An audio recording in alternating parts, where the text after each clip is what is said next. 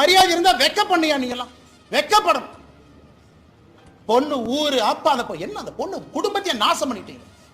7 தலைமுறைக்கு ஒரு அடையாள ஒரு இதை கொடுத்துருக்கீங்களா? கருப்பு புள்ளியை கொடுத்துருக்கீங்களா? மனுஷங்களையா நீங்களாம்? அதுக்கு அமைச்சர் கேள்வி கேட்கிறா. 3 மாசம் தமிழ்நாடு அமைதி பூங்காவா இருந்துச்சாமா, இந்த அண்ணாமலை திரும்பி வந்தானாமா மறுபடியும் கலவரம் வெடிச்சு. வெக்க பண்ணியா நீங்களாம் மினிஸ்டரா இருக்கிறது? வெக்கப்பண். இந்த ஒரு கட்சி பொறுப்புல இருக்கிறனால மரியாதையா பேசிட்டு இருக்கு. தேசிய கட்சியினுடைய மாநில தலைவர் இந்த வெங்காய பொறுப்புல இருக்கிறார்.